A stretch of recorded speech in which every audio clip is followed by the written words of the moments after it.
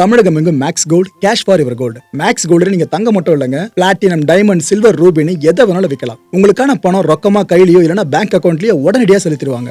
Market மதிப்பை விட 100 ரூபாய் ஒரு கிராமுக்கு உங்களுக்கு கூடுதலாக கிடைக்கும். தமிழ்நாடு முழுக்க டோர் ஸ்டெப் சர்வீஸும் இவங்க ப்ரொவைட் பண்றாங்க. உங்களுக்கு கோல்ட விற்கணும்னு அதுக்கு ஒரே ஒரு பெஸ்ட் பிளேஸ் மேக்ஸ் கோல்டு தான். கால் 04445454545. வணக்கம். Big topic with Karthik Mayakumar. இந்த உலகத்துல எவ்வளவோ மர்மங்கள் இருக்குல்ல, அது எல்லாத்த விட ஒரு உச்சாணியில் இருக்க மர்மம் சொல்லட்டுமா? அதாவது சந்திரமுகி படத்தில் பார்த்துருப்பீங்களே, தெற்காளர் காரை யாரை திறக்காதீங்கன்னு. இது போல் ஒரு குறிப்பிட்ட இடத்துல சில டோர்ஸ் மட்டும் இருக்கும், ஆனால் அதை ஓப்பன் பண்ண முடியாது. இது வரைக்கும் ஓப்பன் பண்ணவும் முடியல யாராலையும். அதை பண்ணால் இந்த பிரச்சனை வரும், அந்த பிரச்சனை வரும்னு 1008 பயம் இருக்க தான் செய்யுது. இந்த உலகத்தில் இது வரைக்கும் திறக்க பயப்பட்டு இருக்க 6 டோர்ஸ் இருக்குல்ல, அதை பற்றி தான் முழுக்க பார்க்க போகிற நிகழ்ச்சியில் போகலாம்.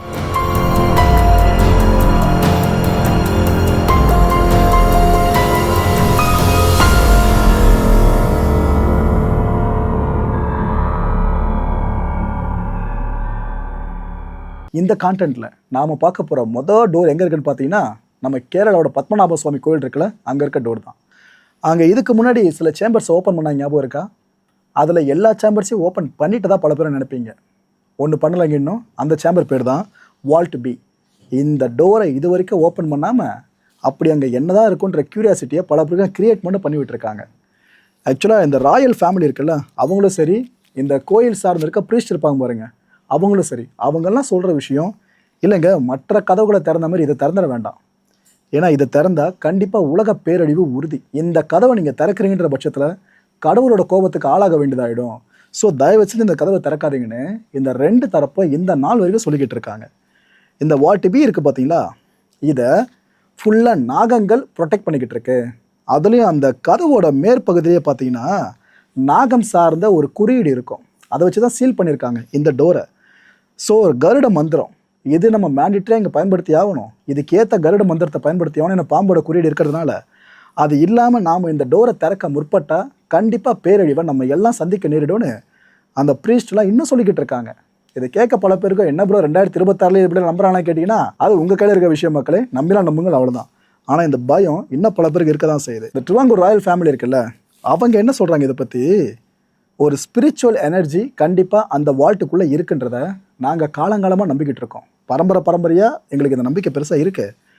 அதுக்குள்ளே லார்ட் விஷ்ணுவுக்காக டெடிகேட் பண்ணப்பட்ட நிறைய பொக்கிஷங்களும் இருக்குங்க. பல மன்னர்கள் கொண்டு வந்து கடவுளுக்கு டொனேட் பண்ணியிருக்கலாம். அந்த பொக்கிஷங்கள் உள்ளே இருக்குது. ஏற்கனவே சேம்பர்ஸ் ஓப்பன் பண்ணப்போ அதை ஃபுல்லாக பொக்கிஷங்களை கால்குலேட் பண்ணி பார்த்து ஒட்டுமொத்த கவர்மெண்ட் ஆடி போச்சா, என்ன இவ்வளோ விலைமதிக்க முடியாத பொருட்கள் உள்ளே இருக்குன்ட்டு. அப்போ இந்த திறக்கப்படாத இந்த வால்ட்டு மேலே என்னென்ன இருக்கோ யோசிச்சு பாருங்கள். அதான் இங்கே சொல்கிறாங்க. ஸோ நாம் காத்திருக்கணும், பொறுமையாக காத்திருக்கணும். அந்த கதவை திறக்கணும்னு விதி இருந்தால் ஒரு நாள் திறக்கப்படும். ஆனால் அந்த நாள் எந்த நாள் இருக்குன்னு தெரியாது. அதனால் இப்போதைக்கு அந்த கதவை தொடாமல் இருக்கிறது நல்லதுன்னு இவங்க சைட்லேயும் சொல்கிறாங்க. ஒரு சில இந்த ஆன்மீக ஆன்றோர்கள் இருக்காங்களே, அவங்க சொல்கிற விஷயம் பார்த்தீங்கன்னா, இந்த டோருக்கிட்ட நீங்கள் காதை வச்சு பார்த்தா உங்களுக்கு வாட்டர் ரஷ் பண்ணுற சவுண்டு கேட்கும். ஒரு ஃபால்ஸ் ஒரு அருகில் இருக்குனாக்கா அங்கே நம்ம கிட்ட போகிற சவுண்டு வரும் பார்த்தீங்களா, கிட்டத்தட்ட அது போல் சவுண்டு கேட்கும். அப்புறம் பாம்புகள் ஒரு மாதிரி ஹிஸ்ஸிங் பண்ணும்ல, அந்த சத்தத்தையும் உங்களால் கேட்க முடியும். இந்த டோரில் நல்லா பார்த்தீங்கன்னா தெரியும், லேச்சஸ் எங்கேயுமே இருக்காது. இட் மீன்ஸ் இந்த டோர் மேலே நீங்கள் பிடிச்சதை திறக்கிற மாதிரி எந்த ஒரு ஹேண்டிலும் இருக்காது. லேச்சஸ் எங்கேயுமே இருக்காது. தாழ்பால் மேலே எதுவுமே இருக்காது அந்த டோரில். இதான் இங்கே ஒரு பெரிய விஷயமே. முழுக்க மிஸ்டீரியஸாக அந்த டோரை லாக் பண்ணியிருக்காங்க. ஸோ ஏதோ ஒரு கட்டை வச்சு தான் இந்த டோரை ஃபுல்லாக அவங்க இது போல் க்ளோஸ் பண்ணியிருக்கணும். ஸோ இருக்கிற மற்ற சேம்பர்ஸை விட இது ரொம்ப க்ரூஷியலாக இருக்கும். அதனால் இதை தொடர்றது நல்லதுக்கு இல்லைன்னு அவங்க சொல்கிறாங்க. அப்புறம் இவ்வளோ டீட்டெயிலாக சொல்கிறாங்கன்னா அவங்க போய் பார்த்துருப்பானான்னு கேட்டிங்கன்னா அதுக்கு ஆன்சர் கிடைக்கல. ஆனால் அவங்க நம்பிக்கை இருக்கல, அதை இப்படி வார்த்தைகளை வெளிப்படுத்தியிருக்காங்க. ஸோ இந்த வால்ட் பி இன்னும் ஒரு அவிழாத மர்மம் முடிச்சாதான் இருந்துக்கிட்டு இருக்கு. மொதல் மிஸ்ட்ரியை பார்த்தாச்சா டோரு. 2வது டோரை பற்றி சொல்கிறேன். இது அமைஞ்சிருக்கிறது சைனாலங்க. இந்த tomb of first emperor Qin Shi Huang, அதாவது சீன தேசத்தோட எம்பரர், அவர் பேர் தான் குயின். இவரோட கல்லறை இருக்கிற பகுதி. இங்கே மிகப்பெரிய மர்மங்கள் மக்களே, மிகப்பெரிய மர்மங்கள். இது வரைக்கும் பல பேருக்கும் இந்த பத்மநாபன் கோயில் இந்த வால்ட் பி இருக்குல்ல, அது அளவுக்கு ஒரு கியூரியாசிட்டியை கிரியேட் பண்ணியிருக்குன்னா அது இந்த இடத்த சொல்லலாம். கிட்டத்தட்ட 56 ஸ்கொயர் கிலோமீட்டர் அண்டர் கிரவுண்டு கல்லறைங்க, ஒரு கல்லறை காம்ப்ளெக்ஸ் மொத்தமாக சைனாவோட ஷாங்ஸி இருக்குல்ல அந்த பகுதியில் அமைஞ்சிருக்கு. இது கட்டப்பட்டது அந்த ஃபர்ஸ்ட் எம்பரர் சொன்னபத்தில் குயின் அவருக்காக தான் கட்டப்பட்டுச்சு. 1974 இந்த லோக்கல் ஃபார்மர்ஸ் இருப்பாங்களே, விவசாயிங்க, அவங்க கிணறு வெட்டுறதுக்காக தோண்டியிருக்காங்க குழியை. அந்த நேரத்தில் தான் இப்போ ஏற்பட்ட விஷயம் கண்டுபிடிக்கப்பட்டுச்சு. அகழ்வாராய்ச்சியாளர்கள் இப்படி ஒன்று இருக்குன்னு தேடி போகிறதுக்கு முன்னாடியே லோக்கல் ஃபார்மர்ஸ் விபத்தாக கண்டுபிடிச்சதான் இவ்வளோ பெரிய காம்ப்ளெக்ஸ். இந்த டெரகட்டா ஆர்மி கேள்விப்பட்டிருக்கீங்களா? இந்த மம்மி படம் வந்துச்சு பார்த்தீங்கன்னா ஒரு பார்ட் அதில் நீங்கள் பார்த்துருப்பீங்க இந்த டெரகட்டா சிலைகளை. ஆக்சுவலாக இது ஒரு ஆர்மிங்க. அதாவது ஒரு நம்ம உயரத்துக்கு பெரிய சிலைகள் களிமண்ணில் ஃபுல்லாக உருவாக்கி வச்சுருப்பாங்க. எதுக்கு போய் இந்த அளவுக்கு மெனக்கெட்டு செய்யணும்? பொம்மைனா சின்னதாக பண்ணிட்டு போகலாமே. அப்படியே எக்ஸாக்டாக ஒரு படை மாரி பண்ணியிருக்கானு கேட்டிங்கன்னா படை மாதிரி இல்லை, படை தான். கிட்டத்தட்ட 8000க்கு மேற்பட்ட ஸ்கல்ப்சர்ஸ், ஃபுல்லாக சோல்ஜர்ஸை குறிக்கிற மாதிரி ஸ்கல்ப்சர்ஸு, 130 சேரியட்ஸ் ரதங்கள் அதுவும் பண்ணியிருக்காங்க டெரகட்டா பேஸில். அண்ட் 520 ஹார்சஸ் குதிரைகள். இது பத்தாதுன்னு மியூசிஷியன்ஸ், அதாவது மன்னர் இப்போ எதனா ஒரு இசை நிகழ்ச்சி பார்க்க ஆசைப்பட்டான் எப்படி இருக்கும், அங்கே கலைஞர்கள் வருவாங்களே அது மாதிரி மியூசிஷியன்ஸையும் இது போல் டெரகட்டாவாக கிரியேட் பண்ணி வச்சுருக்காங்க. கிரியேட் பண்ண இது எல்லாத்தையும் புதைச்சிட்டாங்க. அப்படி உள்ளே புதைச்சி வச்சுருக்காங்க. இட் மீன்ஸ் மண்ணை போட்டு மூடுறது கிடையாது, நம்ம அண்டர் கிரவுண்டில் ஒரு டன்னலை கிரியேட் பண்ணி அதுக்குள்ளே ஃபிட் பண்ணி வச்சு அப்படி இருக்கும், அது போல் பண்ணியிருக்காங்க. எதுக்கு இந்தளவுக்கு வியர்டாக பண்ணியிருக்காங்கன்னு கேட்டிங்கன்னா ஆஃப்டர் லைஃப். இந்த எஜிப்சியன்ஸ்க்கு ஒரு பெரிய நம்பிக்கை இருந்துச்சு பாருங்க, மரணத்துக்கு பிறகான வாழ்க்கை ஒன்று இருக்குன்ட்டு. அதுக்கு நம்ம மன்னருக்கு இது தேவைப்படும்னு சொல்லிட்டு இவ்வளோ பெரிய படை பலம், இந்தளவுக்கு மியூசிஷியன்ஸு அவருக்கு பொழுதுபோக்குக்காக இந்த விஷயங்கள்லாம் பார்த்து பார்த்து உருவாக்கி அதை இங்கே வச்சுருக்காங்க. அப்போ உண்மையிலேயே ஆஃப்டர் லைஃப்னு ஒன்று இருக்குமா மக்களே? இது வரைக்கும் நமக்கு அது தெரியல. பட் இப்படி ஒரு விஷயம் இருக்குன்றது தெரியாமையா சீனாலையும் எஜிப்சியன்ஸோ இந்த அளவுக்குலாம் பண்ணியிருப்பாங்க? நம்மளே பயங்கரமாக குழப்பிடுற மாதிரி இருக்குல்ல. Okay right. இந்த டெரகட்டா ஸ்கல்ப்சர்ஸ் இருக்குல்ல, இதில் என்ன பியூட்டினா ஒவ்வொரு ஸ்கல்ப்சரும் ஒவ்வொரு மாதிரி இருக்கும். அதுதான் இங்கே பெரிய ஹைலைட்டு. பார்த்து பார்த்து செதுக்கியிருக்காங்க 8000க்கு மேற்பட்ட இந்த ஸ்கல்ப்சர்ஸை. இதில் யூனிக்கான ஒரு வடிவத்தை ஒரு சிலையிலையும் பார்க்க முடியும். அவங்க ஃபேஸ் இருக்குல்ல, ஒருத்தர் ஃபேஸ் மாதிரி இன்னொருத்தருக்கு இருக்காது. அதுதான் இங்கே ஹைலைட்டு இந்த சிலைகளில். ஃபேஸ் எக்ஸ்பிரஷன்ஸ் இருக்குல்ல, அது அப்படியே மாறுது. அவங்களோட சிகை அலங்காரம் இருக்குது பாருங்கள், அதுவும் மாறுபடுது. எல்லாருக்கும் இருக்க மாதிரி எக்ஸாக்ட் மேட்சாக சிகை அலங்காரம் கிடையாது. அவங்களோட யூனிஃபார்ம்ஸ் இருக்குல்ல, அது பார்க்க ஒரே மாதிரி இருக்க மாதிரி இருக்கும். ஆனால் அதில் மைன்யூட்டாக சின்ன சின்ன சேஞ்சஸை பண்ணியிருப்பாங்க. எந்த அளவுக்கு பார்த்து பார்த்து செதுக்கியிருக்காங்களோ இந்த ஸ்கல்ப்சர்ஸை. இதெல்லாம் எப்போ நம்ம உருவாக்க ஆரம்பிச்சிருக்காங்க காம்ப்ளெக்ஸ்? இதை BC 246 இந்த காம்ப்ளெக்ஸை உருவாக்க ஆரம்பித்து BC 208 வரைக்கும் கிட்டத்தட்ட 38 வருஷமாக இதை கஷ்டப்பட்டு உருவாக்கியிருக்காங்க, ஆயிரக்கணக்கான வேலையாட்களை வச்சு. அப்படி உருவானது அந்த பிரம்மாண்டமான காம்ப்ளெக்ஸு. இங்கே இருக்கிற அந்த கல்லறை இருக்குது பார்த்தீங்களா, இன்னர் சேம்பர்ஸில் இருக்குது, அது இது வரைக்கும் திறக்கவே படலை. அங்கேயும் நிறைய காரணங்கள் சொல்கிறாங்க. நம்ம பத்மநாப சுவாமி டெம்பிள் சார்ந்து வால்ட் பி பற்றி பேசுகிறோம்னா இதுமாதிரி நிறைய காரணங்கள் அங்கேயும் சொல்கிறாங்க. இதில் முக்கியமாக அவங்க சொல்கிறது டாக்ஸிக் ஹசார்ட்ஸ்ன்ற வார்த்தைகளை பயன்படுத்துகிறாங்க. அது என்னென்னா, இங்கேருந்து கிடைக்கப்பட்ட சில பண்டைய எழுத்து குறிப்புகள் இருக்குல்ல, அதை எடுத்து பார்க்கும்போது மெர்க்யூரி ரிவர் இதுக்குள்ளே இருக்கிறதா கருதுகிறாங்க. அந்த இடமே ஃபுல்லாக சேம்பரு மெர்க்கூரியால் ஃபில் பண்ணப்பட்டிருக்கிறதா ஒரு பெரும் நம்பிக்கை இருக்க தான் செய்யுது. ஏன்ஷியன் டெக்ஸ்ட் அதில் பார்த்துட்டாங்களா, இதை கன்ஃபார்ம் பண்ணான்னு சொல்லிட்டு இந்த சாயில் டெஸ்ட் பண்ணியிருக்காங்க. இப்போ இருக்க நவீன டெக்னாலஜி வச்சு அந்த இடத்துல சாயில் டெஸ்ட்டை பண்ணியிருக்காங்க. அதில் என்ன கன்ஃபார்ம் ஆகிருக்கு தெரியுமா? ஆமாங்க, மெர்க்கூரியோட தாக்கம் இங்கே அதிகமாக இருக்கலாம் போல இருக்கே, அதுக்கான ட்ரேசஸ் இருக்கிறதா அவங்களும் கன்ஃபார்ம் பண்ணியிருக்காங்க. ஸோ உள்ளுக்குள்ளே ஃபுல்லாக மெர்க்கூரி ஊற்றப்பட்டு அங்கே இந்த சேம்பர் இருக்குனாக்கா உள்ள சம்திங் என்னங்க இருந்திருக்கணும். அப்படி நிறைய பேர் இன்னொரு விஷயம் சார்ந்த பயப்படுறது என்ன தெரியுமா? கிராஸ் போஸ். அதாவது இந்த அறையை யாராவது திறந்து இந்த டோரை திறந்து உள்ளே போகிறாங்கன்ற பட்சத்தில் அங்கே நிறைய அம்புகள் காத்துக்கிட்டு இருக்குமா. உள்ளே யார் அத்துமீறி நுழைஞ்சாலும் அவங்கள ஆட்டோமேட்டிக்காக அடித்து காலி பண்ணுறோமாமா. இது போல் ஒரு மெக்கானிசம் உள்ளே இருக்கிறதாவும் ஒரு பெரும் நம்பிக்கை இருக்க தான் செய்யுது. உள்ளே போகிறதுக்கு அந்த பயம் இருக்கிறது காரணமும் இவ்வளோ நம்பிக்கைகள் தான். ஓகே, மூணாவது நீங்கள் தெரிஞ்சுக்க போகிற கேட்டு பார்த்தீங்கன்னா ப்ளூட்டோஸ் கேட். இது டர்க்கியில் அமைஞ்சிருக்கிறது. இங்கே என்ன பியூட்டினா, ஏன்ஷியன் கிரீக்கோ ரோமன் ரிலீஜியஸ் சைட்டாக தான் இதை பார்க்குறாங்க. இது இந்த காட் ஆஃப் அண்டர்வேர்ல்டுக்காக டெடிகேட் பண்ணப்பட்ட ஒரு சைட்டு. அதாவது பாதாள ராஜ்யம் இருக்குல்ல, அதுக்கான கடவுளுக்கு டெடிகேட் பண்ணுற மாதிரி தான் இந்த ஒரு ரிலீஜியஸ் சைட்டே உருவாக்கியிருக்காங்க. இந்த சொர்க்கம் நரகன்ற கான்செப்டில் எத்தனை பேர் நம்பிக்கை இருக்குன்னு தெரியல. இந்த நரகம் இருக்குது பார்த்தீங்களா, இதுக்கான நுழைவு வாயில் இந்த இடம் தான் சொல்கிறாங்க, இந்த ப்ளூட்டோஸ் கேட்டை. ஏன்னா இந்த கார்பன் டை ஆக்சைடு இருக்குது பார்த்தீங்கன்னா, இந்த வால்கானிக் எமிஷன்ஸ் மூலமானது, இது எல்லாமே இந்த இடத்துல ட்ரேசஸை இன்னும் அவங்களால பார்க்க முடியுது. ஸோ நரகம்னால நெருப்பு ஒரு மாதிரி ஆஷஸ்ன்ற மாதிரி நம்ம நினைவுக்கு வரும். அந்த விஷயம் மாதிரி இங்கே ஒத்து போகிறதுனால தான் நரகத்தின் நுழைவாயில இந்த இடத்த பார்த்துட்டு இருக்காங்க, இந்த எக்ஸாக்ட் கேட்டை. இந்த கேட் இருக்குல்ல, இந்த ப்ளூட்டோஸ் கேட்டு, இதுக்குள்ளே பார்த்தீங்கன்னா க்ளோஸ்டு கேவ்ஸ் இருக்குங்க, குகைகளே மூடி மூடி கிடக்கும் அங்கங்கே ஃபுல்லாக. இதில் நிறைய சாக்ரிஃபைசஸும் நடந்திருக்கிறதா இதை பற்றி ஆய்வு பண்ணுற பல பேர் சொல்கிறாங்க. அதாவது பலியிடுற சொல்லுவோம்ல, அதுவும் குறிப்பாக அந்த காளமாடுகள் இருக்குல்ல, அது அதிகமாக பலியிட்டிருக்காங்க. நீங்கள் நினைக்கிற மாதிரி கத்தியை வச்சு கழுத்தை அறுக்கிறது இது போல் விஷயம் கிடையாது. இதில் யூனிக்காக ஒரு விஷயம் அவங்க சொல்கிறாங்க. அதாவது இந்த இடம், இந்த குகைக்குள்ளே போனோம் அப்படின்னா கீழ்மட்டம் வரைக்கும் இந்த டாக்ஸிக் ஏர் இருக்குல்ல, நச்சுத்தன்மை வாழ்ந்த சில பார்ட்டிகல்ஸ் காற்றுல வருமா. அந்த பார்ட்டிகல்ஸ் ஓரளவு வரைக்கும் தான் இருக்கும், மேலே வரைக்கும் பெருசாக எழும்பாதாமா அந்த குகைகளுக்குள்ளே. அந்த காற்று மட்டும் அப்படியே கண்டினியூ ஆகுமாமா. அந்த காற்று மட்டும் எந்த அளவுக்கா இருக்குன்றதை தெரிஞ்சுக்கிறதுக்காகவே இந்த ப்ரீஸ்ட்லாம் இருக்காங்க பார்த்தீங்களா, அவங்க இந்த காளைகளை கூட இழுத்துட்டு போவாங்களாம் இந்த குகைகளுக்குள்ளே. அந்த காளைகள் வரும்போது அந்த காளையோட நாசி இருக்குல்ல, அது வரைக்கும் அந்த டாக்ஸிக் ஏர் டச் பண்ணுச்சுன்னா அந்த காளை உயிரிழந்துடும். ஸோ அப்போ அவங்க தெரிஞ்சுப்பாங்களா, ஓகே இது வரைக்கும் டாக்ஸிக் ஏர் லெவல் இருக்குன்னு சொல்லிட்டு செத்து போன அந்த காளையை அங்கேயே விட்டுட்டு அவங்க அதுக்கப்புறம் அந்த ஏர் மேலே அவங்க தலை இருக்க மாதிரி வச்சுக்கிட்டு நடந்து போவாங்களாமா உள்ள. இது போல் வித்தியாசமாக ஒரு விஷயத்த சொல்கிறாங்க. ஸோ இது போல தான் சாக்ரிஃபைசஸ் இந்த குகைகளுக்குள்ளே நடந்ததாக சொல்கிறாங்க. பட் இப்போ யாராலையும் போக முடியல. ஆனால் இந்த குகைகள் சார்ந்த அந்த டோர்ஸ் இருக்குல்ல, அதை ஓப்பன் பண்ணி பார்க்கலான்ற ஆசை பல பேருக்கு இருந்தாலும் இந்த தியரி வெளியே வர வர பல பேர் பயந்து எப்போ ஆள விடு அந்த பக்கமே வேணான்னு ஒதுங்க ஆரம்பிச்சிட்டாங்க. இதில் 4வது கேட்டு பார்த்தீங்கன்னா நம்ம ஈஜிப்த் பிரமிட் இருக்குல்ல, அதை பேஸ் பண்ணது. எஜிப்தோட ஸ்பிங்ஸ் ஹிடன் டோர்ஸ் இருக்குல்ல, இதை பற்றி இப்போ நீங்கள் தெரிஞ்சுக்க போகிறீங்க. ஆக்சுவலாக இந்த ஸ்பிங்ஸோட கட்டுமானத்தை பொறுத்த வரைக்கும் ஷாஃப்ட்டு, கேவிட்டிஸு, மெட்டல் ட்ராப் டோர்ஸ்னு நிறைய உங்களால் பார்க்க முடியும். அதுவும் குறிப்பாக ஃபியூ சேம்பர்ஸ் பற்றி இன்னும் ஓப்பன் பண்ணவே படலை. இங்கே இருக்கிற ஃபியூ சேம்பர்ஸ் ஓப்பன் பண்ணப்படலை. இதில் குறிப்பிட்டு சொல்லணும்னா அந்த ஸ்பிங்ஸோட சில இடங்களில் பார்த்தீங்கன்னாக்கா, அதாவது அதுக்கு காது பகுதி கிட்ட அந்த காதுக்கு கீழே பார்த்தீங்கன்னா இங்கே ஒரு சேம்பர் போகிற மாதிரி இருக்கும். தலை மேலே பார்த்தீங்கன்னா ஒரு டோர் இருக்க மாதிரி இருக்கும்.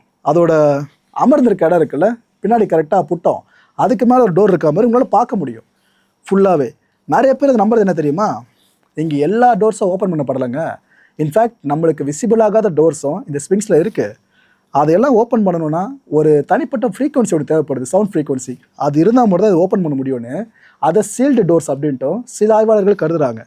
ஆனால் இந்த விஷயத்தில் பலதரப்பட்ட ஆய்வாளர்களோட கோணம் வேறு மாதிரி இருக்குது. அதில் ஒரு தரப்போட கோணத்தை பற்றி சொல்கிறேன்.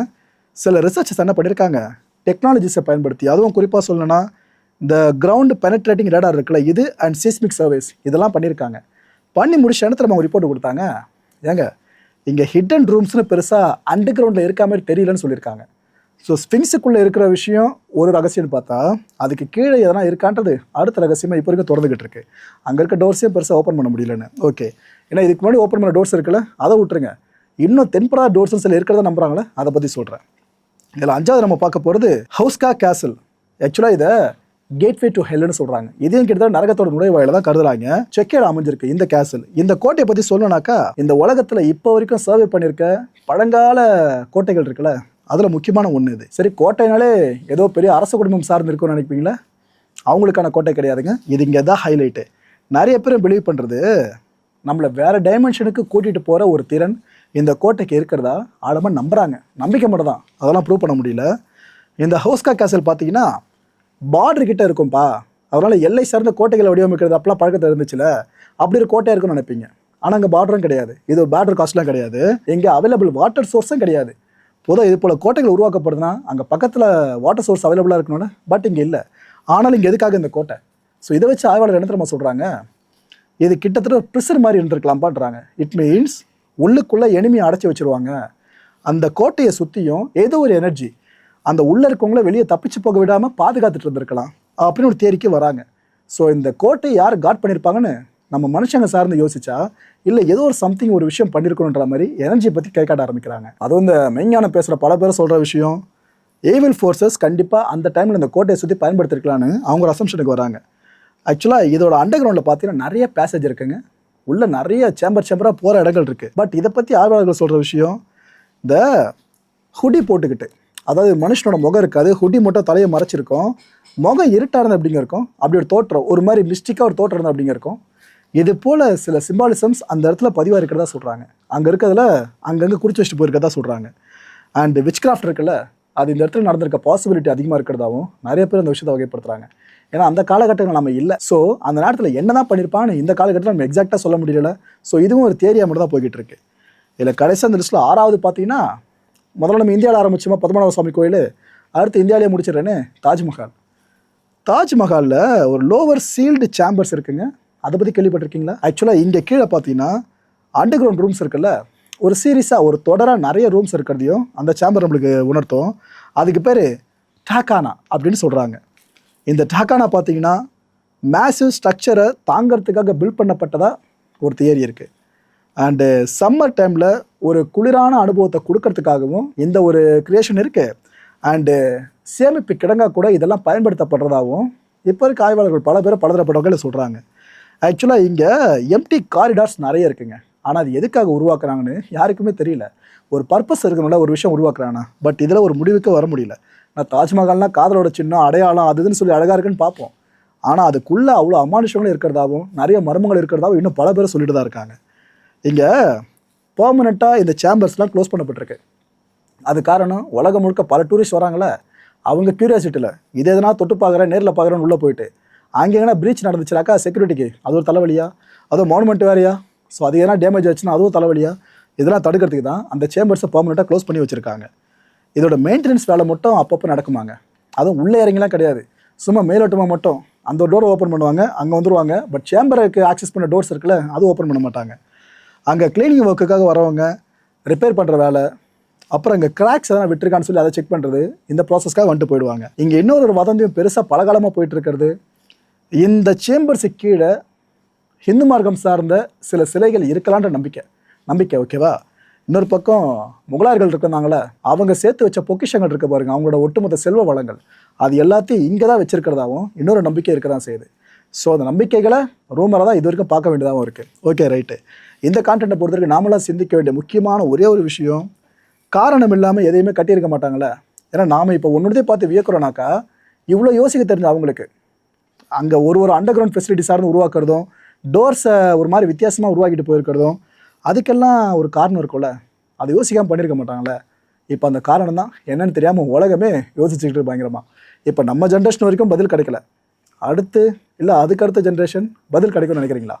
அடுத்த நிகழ்ச்சி சந்திக்கலாம். நன்றி, வணக்கம். தமிழகம் எங்கும் Max Gold, cash for your gold. Max Gold நீங்க தங்க மட்டும் இல்லைங்க, பிளாட்டினம், டைமண்ட், சில்வர், ரூபினி எதை வேணாலும் விற்கலாம். உங்களுக்கான பணம் ரொக்கமா கையிலயோ இல்லைன்னா பேங்க் அக்கௌண்ட்லயோ உடனடியாக செலுத்திடுவாங்க. மார்க்கெட் மதிப்பை விட 100 ரூபாய் ஒரு கிராமுக்கு உங்களுக்கு கூடுதலாக கிடைக்கும். தமிழ்நாடு முழுக்க டோர் ஸ்டெப் சர்வீஸும் இவங்க ப்ரொவைட் பண்றாங்க. உங்களுக்கு கோல்டை விற்கணும்னு அதுக்கு ஒரே ஒரு பெஸ்ட் பிளேஸ் மேக்ஸ் கோல்டு தான். கால் 04445454545. என் அன்பார்ந்த மாயம் ஸ்டுடியோஸ் நேயர்களே, மாயம் பக்தின்னு ஆன்மீகத்துக்காக பிரத்யேகமாக ஒரு சேனலை கொண்டு வந்திருக்கோம். மறக்காம சப்ஸ்கிரைப் பண்ணி அந்த சேனலுக்கு உங்களோட ஆதரவை மனப்பூர்வமாக தெரிவிங்க. வணக்கம் மாயம் ஸ்டுடியோஸ் நண்பர்களே. மாயம் ட்ரெண்ட்ஸ் அப்படின்ற ஒரு புதிய ஃபேஸ்புக் பேஜை ஓப்பன் பண்ணியிருக்கோம். நீங்கள் யூடியூப்பில் பார்த்துட்டு இருக்கீங்களா நம்மளோட கான்டென்ட்ஸ்லாம், இதெல்லாம் விட ஒரு படி மேலே ரொம்ப கிறிஸ்பாகவும் ரொம்ப சூப்பராகவும் நிறைய கான்டென்ட்ஸ் உங்களுக்கு இந்த பேஜில் காத்துட்ருக்குங்க. ஸோ உடனடியாக ஃபேஸ்புக் பிளாட்ஃபார்ம் போங்க, மாயம் ட்ரெண்ட்ஸ்னு டைப் பண்ணி சர்ச் பண்ணி நம்ம பேஜை ஃபாலோ பண்ணுங்கள். அப்படியே நம்ம சேனலையும் நீங்கள் சப்ஸ்கிரைப் பண்ணிட்டீங்க அப்படின்னா இன்னும் நிறைய புது கான்டென்ட்ஸை உங்களுக்காக ப்ரொடியூஸ் பண்ணி கொடுத்துக்கிட்டே இருப்பாங்க. நீங்கள் பண்ணுற ஒவ்வொரு சப்ஸ்கிரிப்ஷனும் எங்களுக்கு பெரிய மோட்டிவேஷனாக அமையும்.